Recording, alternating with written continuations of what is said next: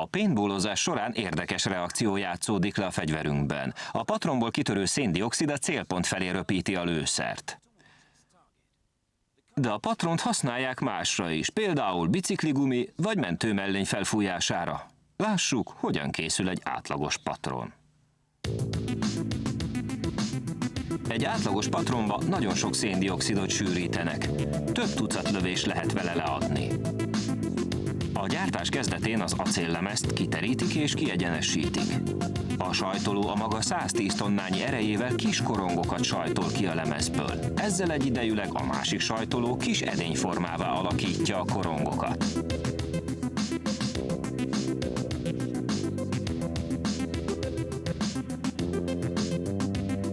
A kis edények egy rezgő továbbítón haladnak át, majd egy sor henger alakú sajtolószerszámhoz jutnak. Mindegyik henger egy kicsit vékonyabb az előzőnél. Így megfelelő síkosítás mellett mindegyik egyre hosszabbá és keskenyebbé nyújtja az edényformákat. Az eljárást továbbhúzásnak nevezik. A végén a kis edények fiola alakúak lesznek.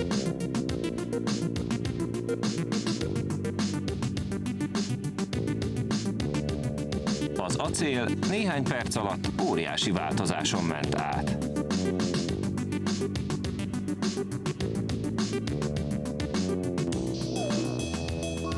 Ezután folytatódik az alakformálás. A hüvelyek egy indukciós tekercsbe kerülnek, ami felhevíti őket.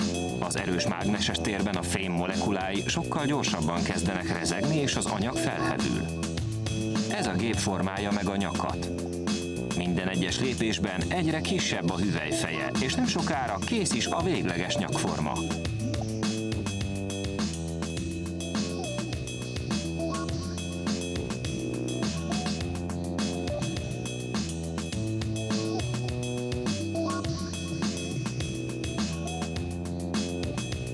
Ahogy egyre vékonyodik a nyak, a hüvely már patronformájúnak nevezhető.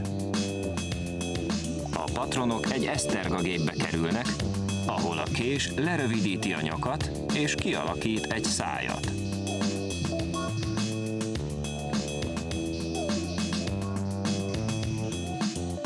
A patronokat ezután átmossák. A szappanos víz eltávolítja róluk az olajos, síkosító anyagot. A gázégők közelében a patronok megszáradnak, és eljutnak a töltőállomáshoz. Itt egy hatalmas széndioxid tartály található. A töltőfej folyékony széndioxidot tölt a patronokba, és lezárja őket. A gázhalmazállapotú széndioxid hatalmas nyomás alatt van a patronban. Ha egy icipicit kiengedünk belőle, akkora erővel tör ki, hogy paintballos, de másfajta lövedéket is ki tud lőni. Hogy a patronok mennyire zárnak jól, azt szúrópróbaszerűen ellenőrzik. A következő részlegen már a kinézetre összpontosítanak.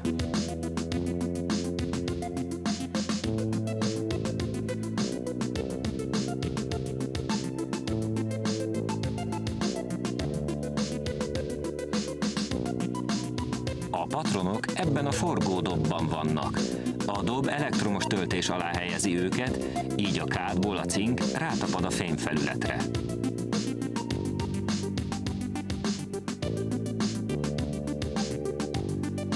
A cinkréteg nem csak szép, de sokkal jobb felületet is nyújt a nyomtatáshoz.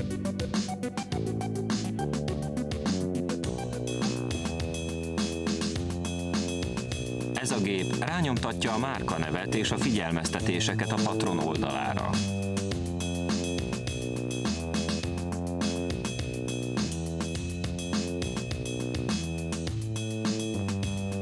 Az UV-fénnyel másodpercek alatt megszárítják a festéket.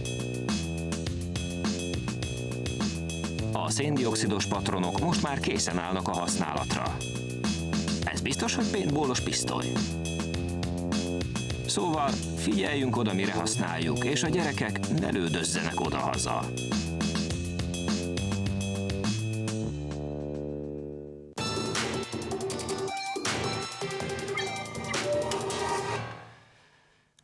Arra a kérdésre, hogy miként és mikor látott napvilágot a perec, mindenki más választ ad. Egyesek szerint az elsőt egy szerzetes sütötte azoknak a gyerekeknek, akik imádkoztak. Manapság a péküzemben még mindig az imádkozó szerzetes keresztbetett karja után mintázzák a perecet, de sokkal többet gyártanak belőle, így jóval több perecimádónak okoznak örömöt. Keményebb perecből sokkal több van, de ez a cég a hagyományosabb, puha változatot gyártja. Az 5000 perechez először a tésztát kell meggyúrni. A gépbe hidrogenizált növényi olajat, cukrot és sót töltenek. A gép automatikusan adagolja az élesztőt, a kukoricaszirupot, 6200 liter hideg vizet és a 345 kg lisztet. A hideg víztől a tészta könnyebben nyújtható, és így könnyebb dolgozni vele.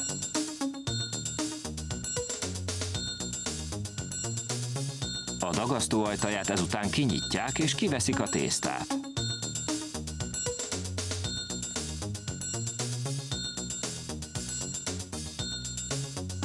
Az asztalon kisebb adagokat vágnak, amik ezután az adagolóba kerülnek. Az adagoló egy késsel vágja le az egyes perecekhez szükséges mennyiséget.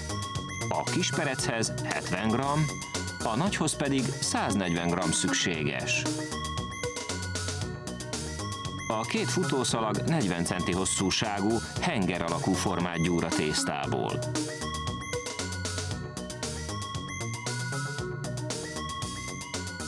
Egy másik gép megfogja a tészta két végét és áthúzza őket egymáson, így kialakítja a jellegzetes háromlyukú perecformát.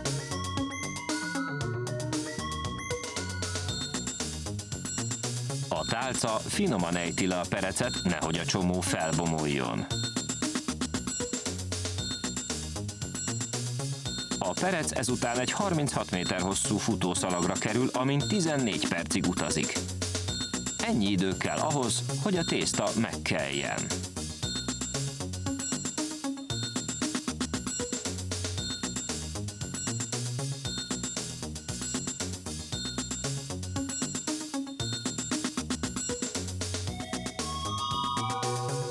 Ezután 82 Celsius fokra hevített folyékony nátriumhidroxidot locsolnak a megkelt tésztára.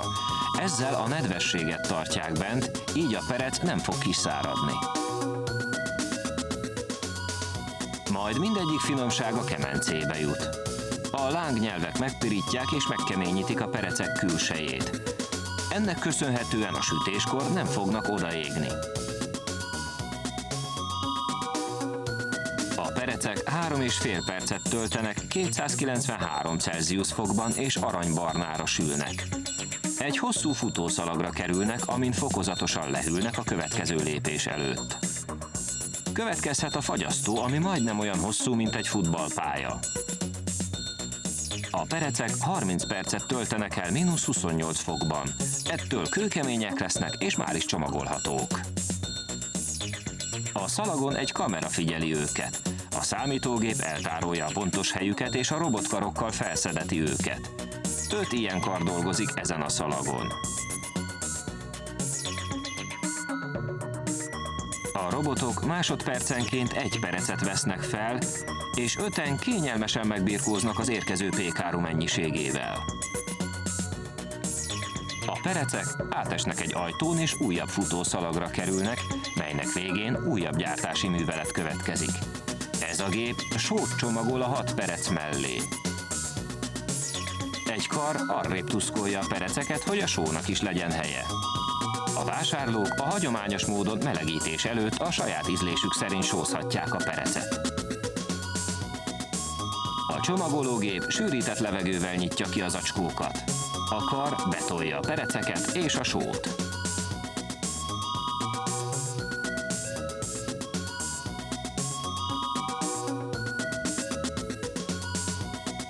Egy robotkar ezután kartondobozba helyezi az acskókat.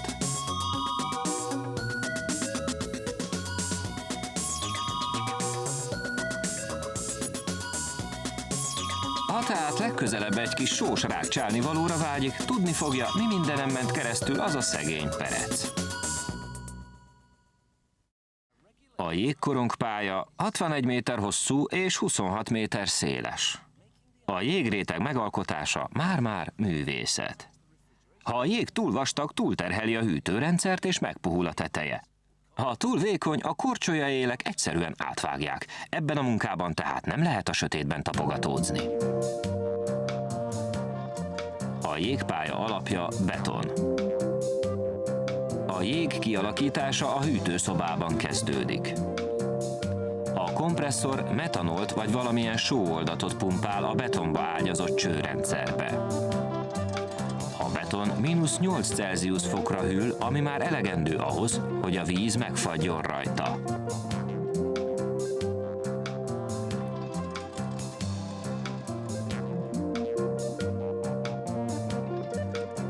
Ez a vállalat egy jégtisztító kocsit alakított át, hogy jeget is tudjon kialakítani. A fedélzeti víztartályból 20 permetezőfejhez megy a víz, ami a 4 méteres sávban másodpercek alatt megfagy.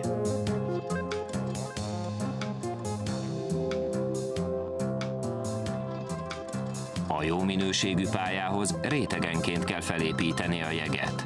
Mindegyik réteg 2 mm vastag. A gép egy ovális ívet követ, akárcsak a meccsek szünetében látható jégtisztító és simítógép, és egy réteget 8 perc alatt visz fel. Az első 2 után megfestik a jeget. Az ember azt hinné, hogy egyszerűbb közvetlenül a betonra felhordani a festéket, de lekopna, amikor a szezon végén eltávolítják a jeget. A maradékot le kellene kaparni, és festhetnék újra az egészet, ami körülményes és drága munka. Inkább egy porszerű festéket kevernek a vízhez a fedélzeti tartályban, és a fehér vízből 3 réteget hordanak fel. Ez a festék nem szárad, hanem a vízhez hasonlóan ráfagy a felületre.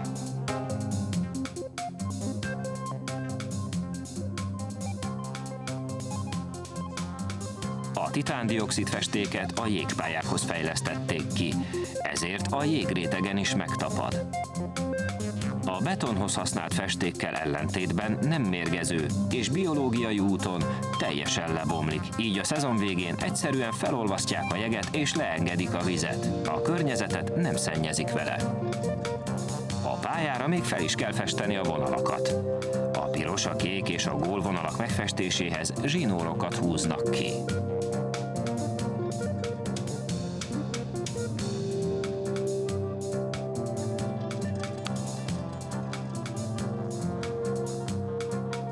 A zsinórokat megemelik, hogy az ecset később elférjen. A körök esetében a zsinór egyik végét rögzítik, és a munkát egy festőrúddal végzik.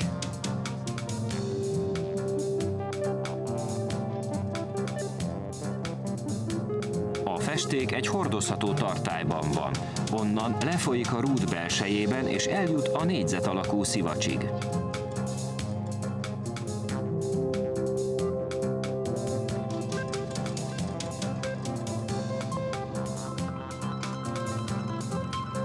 A kapu előtti területhez vázlatot készítenek, aztán kékre festik a kijelölt részt. Ugyanezt a módszert alkalmazzák a körök piros középpontjánál. Következhet a kék vonal. Először vizet permeteznek rá, amivel a zsinórt rögzítik. Aztán a körnél használt festőrúdra egy másfajta ecsetet rögzítenek, és kitöltik a zsinórok közötti 30 centi széles sávot. Következhet a hazai csapat logója, ami a pálya közepére kerül. A logóról számítógép segítségével egy sablont készítenek, amit kék krétával borítanak be. Ezzel a rajzvonalai láthatók lesznek a jégen. A krétavonalakra megint vizet permeteznek, ezzel ráfagyasztják őket a jégre, és elkezdik megfesteni a logót.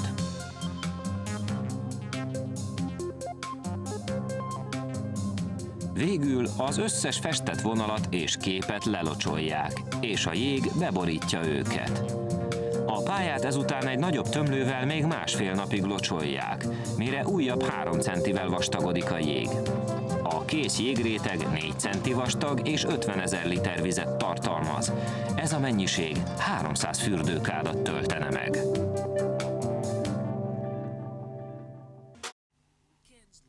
A gyerekek imádják azokat az édességeket, amiket nyújthatnak, tekerhetnek. Ez megmagyarázza, hogy a különböző gumicukrok miért tartoznak az örök nagy kedvencek közé. Csak a fogorvos meg ne tudja.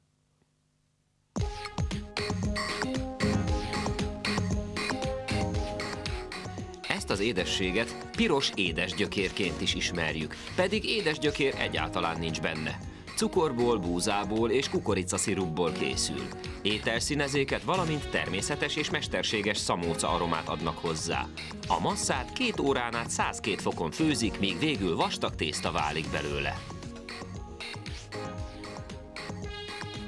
Az anyagot lehűtik, és ilyen formázógépeken töltik keresztül, amelyek kialakítják a megfelelő formát, mint például ezeket a fonatokat. Egy vízpermettel benedvesített penge szeleteli föl az egybefüggő csíkokat, 18 és 21 cm-es darabkákra. A víz a késre tapadt darabokat is lemossa.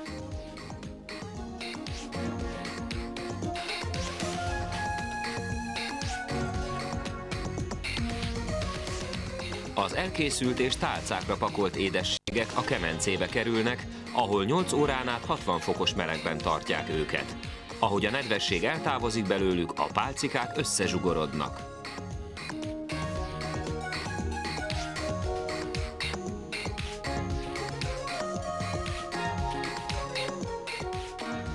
A munkások lemérik a nyalókák tömegét, majd következhet a csomagolás.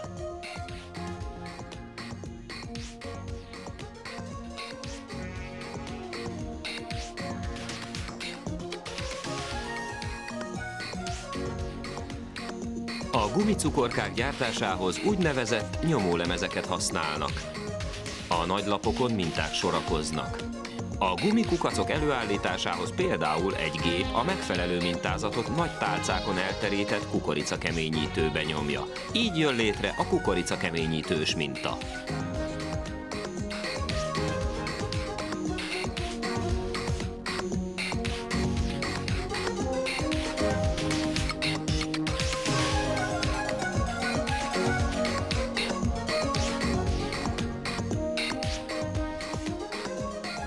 A gyár másik termében egy gép zselatint, cukrot, kukoricaszirupot, színezőket és aromákat kever össze, majd az elegyet 115 fokon főzi meg.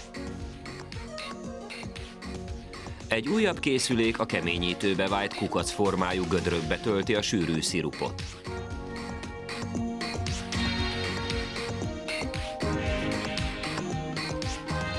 A lapokat ezután egy hűtőkamrába tolják át. Itt 12-15 órát töltenek, ez alatt lehűlnek és megdermednek.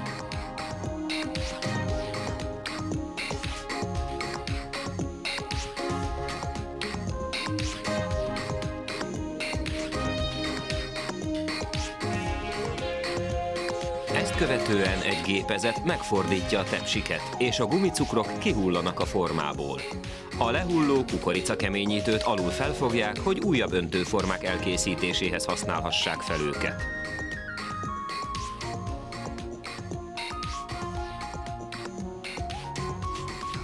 Az édesség egy tisztító dobon halad át.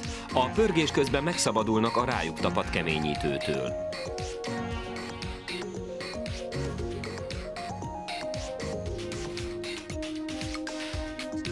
A következő hengerben olajjal permetezik be a cukorkákat, ettől lesznek szép fényesek.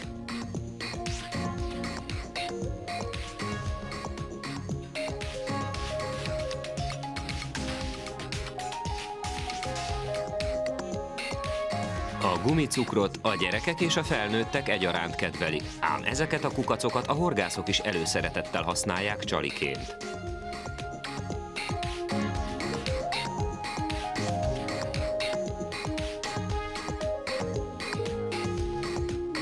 A csomagolás előtt a dolgozók megvizsgálják, nehogy szakadt vagy összetapadt darabkák kerüljenek a dobozokba. A gyerekek biztosan ilyen munkáról álmodoznak.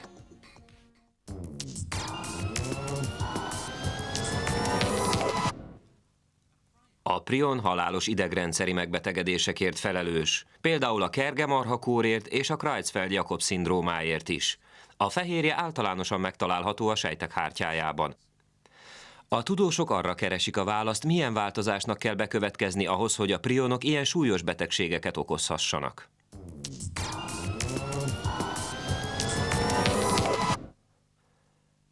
Legközelebb, ha alumínium dobozos üdítőt vesznek, gondoljanak bele abba, hogy az alumínium edények mindig újra felhasználhatók. A műanyaggal ellentétben az alumíniumot minőségromlás nélkül korlátlan alkalommal meg lehet olvasztani és újrahasznosítani.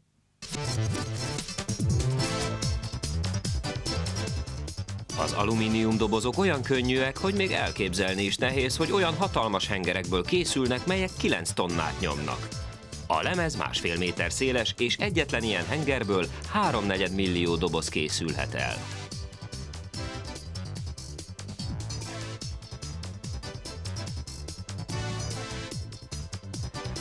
Az alumíniumlapot egy prés alá helyezik, amely kerek darabkákat vág ki belőle. Ezekből lesznek a dobozok. A gép kettős feladatot lát el. Először 14 cm átmérőjű korongot vág ki, majd a széleit felhajtva kialakítja a kupakot.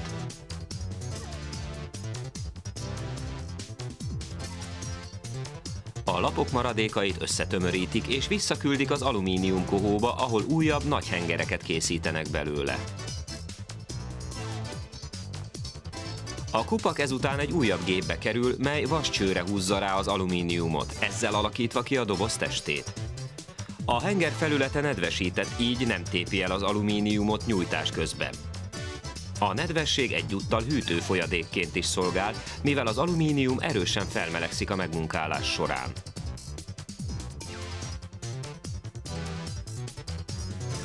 Miután a doboz teste kialakult, egy penge lesorjázza és kisimítja a peremet.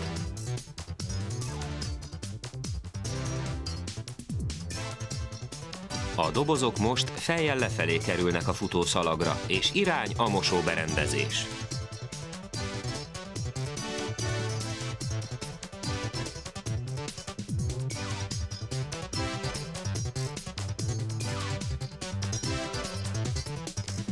A mosás 6 fázisból áll. Az első 2 menetben 60 fokos folisavval permetezik be a dobozokat. A következő 4 ütem ioncserélt vízzel történik, melynek kémhatása teljesen semleges. Ez is 60 fokos hőmérsékleten zajlik. A zuhany alól kikerülő dobozok a forró levegővel működő szárító alá kerülnek. A felületük fényes, mivel a fólisavas kezelés eltávolította az alumínium legfelső rétegét. Ezt követően a futószalag egy forgó kefe alá tereli a dobozokat, amely lakkal keni be az alsó peremüket. Ettől könnyebben fognak siklani a futószalagokon és az italautomatákban. Ultraibolya fényben ez a bevonat kék gyűrűként tűnik fel. A dobozok készen állnak a felcímkézésre. Ezek a forgó festőhengerek 5 színt képesek felvinni, egyiket a másik után. Ezután a feliratra is lakréteg kerül, ami megvédi a címkét. Még lassított felvételen is szédítő a sebesség. Ez a valódi iram. Percenként 1800 doboz halad át. Következik egy újabb kemence, melyben a festék megszárad és a védő lakréteg is megszilárdul. Majd egy újabb szerkezet vízalapú permettel vonja be a dobozok belső falát. Ez választja el a beletöltött folyadékot az alumíniumtól, hogy az ital ne vegye át a kellemetlen fém ízt. Másrészt viszont ez a bevonat óvja meg az alumíniumot a szénsavas üdítőitalokban felhalmozott savaktól. A dobozok ezután a nyakazó nevű gépen haladnak át, ami megformázza az 5 cm átmérőjű nyakat. A folyamat valójában 11 óvatos lépésből áll, nehogy kár essen a papírvékony alumínium lemezben. A következő szerkezet egy vékony peremet alakít ki a dobozok nyakán. Ez lesz később ráhajtva a fedélre.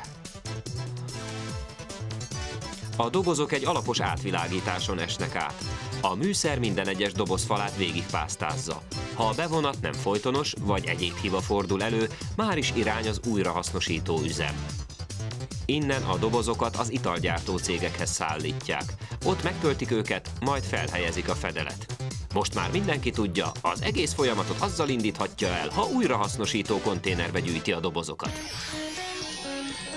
A Hogyan készült folytatásában halneveldék. Vannak, akik megkérdőjelezik az így előállított halhús minőségét, ám a természetes halpopulációk fogyatkozásával e munka jelentősége egyre nő, és a bronzszobrászat állítólag az egyik legnehezebben elsajátítható művészeti ág. Tartsanak velünk a szünet után is!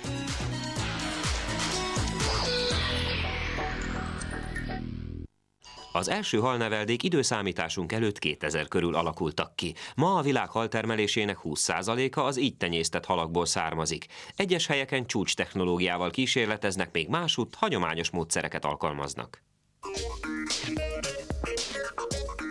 Az ebben a halastóban élő szivárványos pisztrángok szaporodási mutatói kulcsfontosságúak a halnevelde szempontjából. Ennek megfelelően különleges táppal etetik a halakat. A gondozók ezután kezükbe veszik a párzás irányítását. Kiemelnek egy nőstényt, és a hasát nyomkodva kipréselik belőle az ikrákat. Egy 1 kilós hal hasa közel 500 petét rejt, és 1 perc kell az összes kinyeréséhez.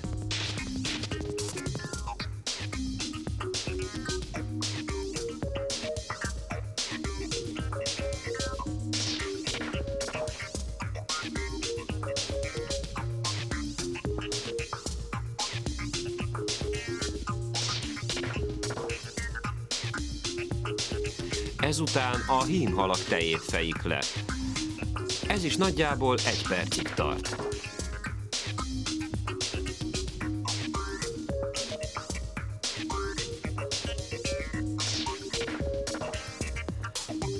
A megtermékenyítés folyamatát nem lehet csúcs technológiának nevezni.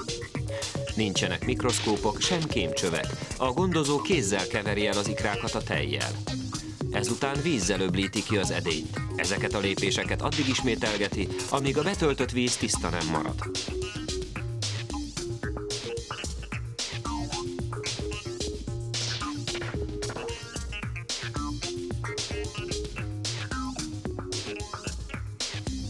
A víz felszínén úszó peték terméketlenek, ezért eltávolítják őket.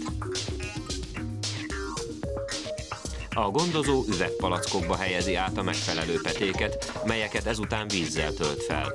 A peték közel 1 hónapon át pihennek itt. A 25. napon az élő és megtermékenyült petéken 2 apró fekete pont jelenik meg, a kis hal szemei. Az inkubációs időszak után a tartályokat leeresztik, a petéket pedig egy apró lyukú rácsra helyezik el, ahol víz alatt fejlődnek tovább.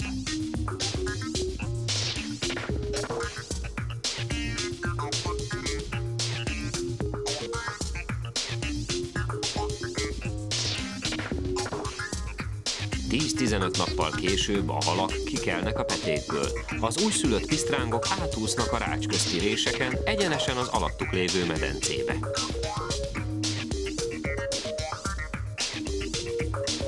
Az első 18 nap során a kis halak a peteburkukkal táplálkoznak.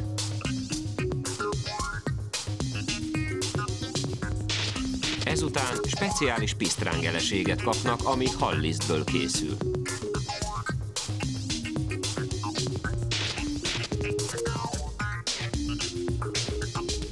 A pisztrángok 8 hónapos korukra elérik a 20 cm-es hozt. Ekkor a kisebbeket már az a veszély fenyegeti, hogy megeszik őket. Ezért méret alapján kell szelektálni őket, és a nagyok külön medencébe kerülnek.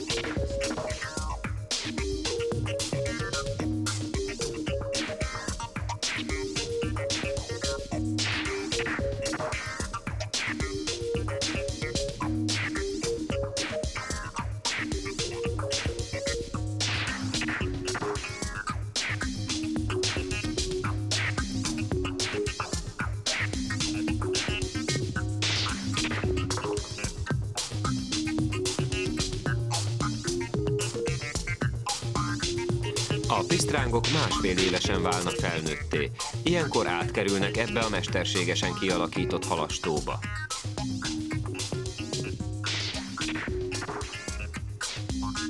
Innen a halak egyenesen a piacra kerülnek. előtte még kifejtik belőlük a szaporítóanyagot, hogy a körforgás kezdődhessen ismét előről. Egyesek kételkednek a nagyüzemi módszer termékének minőségében,